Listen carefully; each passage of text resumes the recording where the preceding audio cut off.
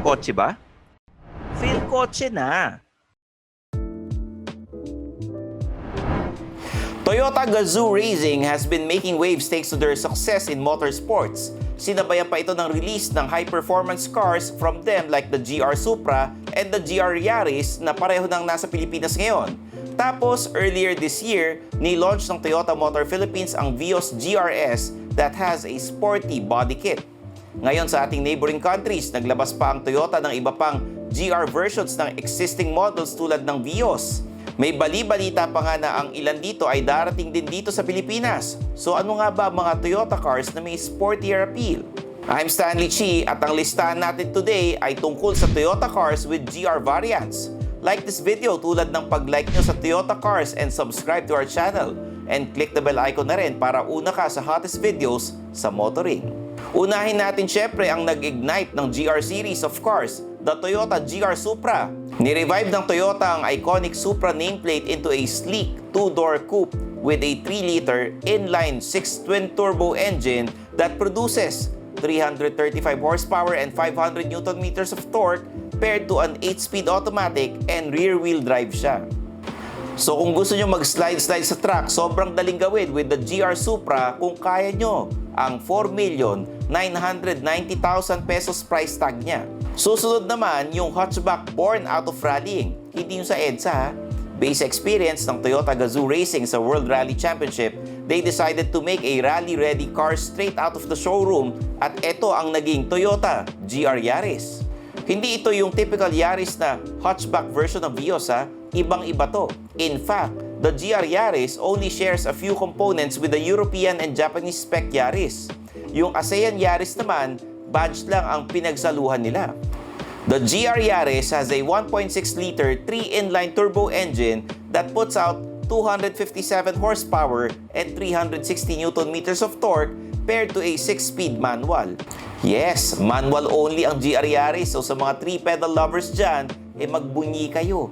Meron din itong GR4, 4-wheel drive system, kaya ready na talaga sa kahit anong corners. Kailangan mo lang din i-ready ang wallet mo kasi this comes in at 2,650,000 pesos. Third is the Toyota Vios GRS that's priced at 1,020,000 pesos.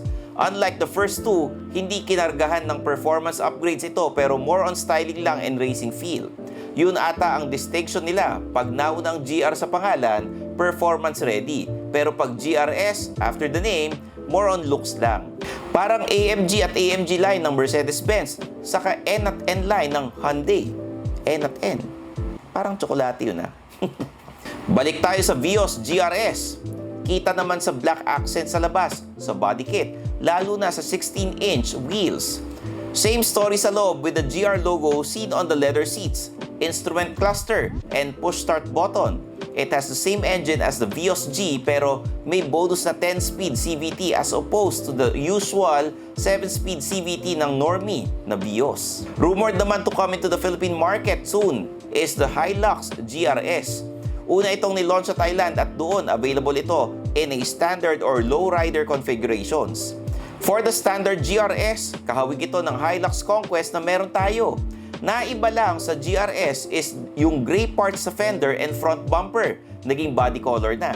The fog light housing is bigger and the grille now has Toyota script instead of the logo. And may GR branding sa isang corner. May decals din ito colored after the Gazoo Racing team. 18-inch wheels and blacked out na din yung sports bar sa likod. Sa HILUX GRS Lowrider naman, it's 23mm lower and iba ang body kits niya. Kung sa standard is na-retain yung overall shape ng HILUX Conquest, eto, mukha talagang pinagmukhang pang racetrack kahit na mas simple tingnan overall. Yung frame ng grille ay naging body color na din pero yung sa gitna ay black na with GR badge and Toyota logo. Wala na din yung sports bar sa likod and step board pero may side skirts na. Mas maliit na din ang all-black wheels nito at 17 inches. Sa loob, same lang sila with GR leather steering wheel, leather and suede seats, and GR branding on the instrument cluster and startup screen. Another local favorite to get the GR treatment is the Toyota Fortuner and I'm sure maraming magkakakrush dito. Compared to the current LTD version here, this Fortuner GRS from Indonesia has a busier front fascia kasi nawala na yung lower grille niya. It has a more prominent skid plate and the fog light housing got bigger with a sporty design. Iba na rin ang wheels nito at 18-inch wheels pero mas manipis na ang spokes. Sa likod naman, prominent na din ang rear diffuser and yung housing na reflectors niya. Nag-iba din ang kulay ng tailgate handling from black to gunmetal. This new accent continues sa loob, totally removing any bright accents from the Fortuner GRS. Pang-anim sa ating listahan is the Toyota WIGO GRS. Hindi nalayo sa current TRDS version ang itsura nito pero may certain distinction kaya lumabas ito as more aggressive. Yung fog light housing niya hindi na connected sa lower bumper and there's now additional garnish sa ilalim ng front bumper habang sa sides may added fairings. The rear bumper is almost the same except may black diffuser na dito sa WIGO GRS.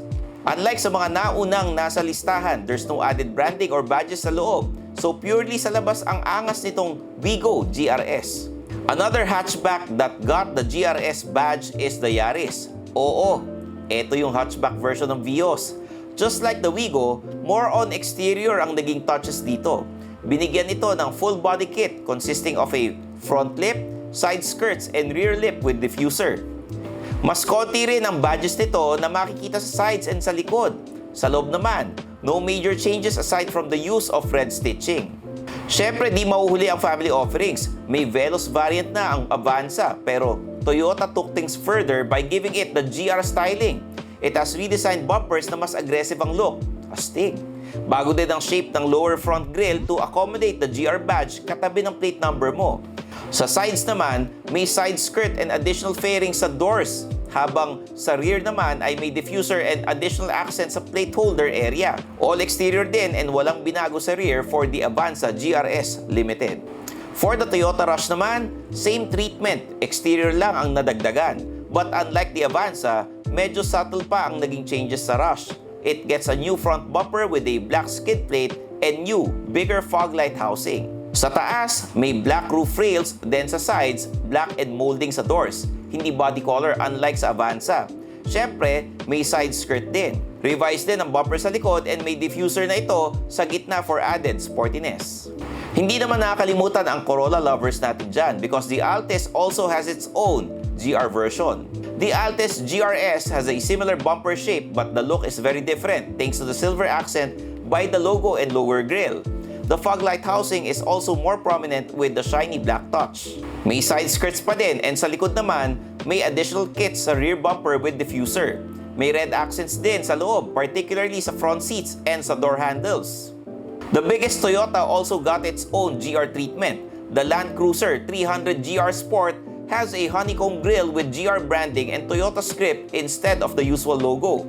The lower part of the front and rear bumpers also have a matte accent combined with silver skid plates. Mas maliit din gulong nito at 18 inches pero all black para maangas pa rin.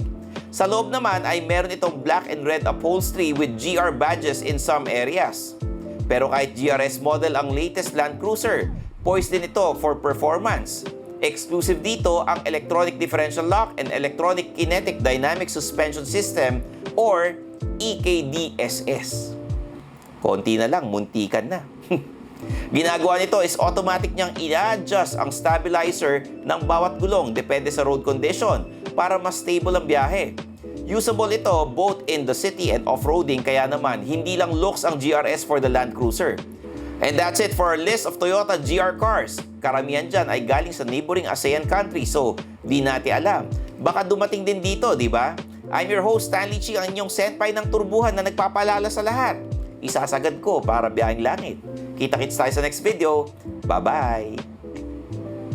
Kailan kaya dadating yung Toyota GRO? Thanks for watching. For the latest news, reviews, and anything you want to know about cars and car ownership, visit Philkotse.com. Follow us on YouTube, Facebook, Instagram, and Spotify para hindi ka huli sa usapan. Tandaan, kotse ba? Philkotse na!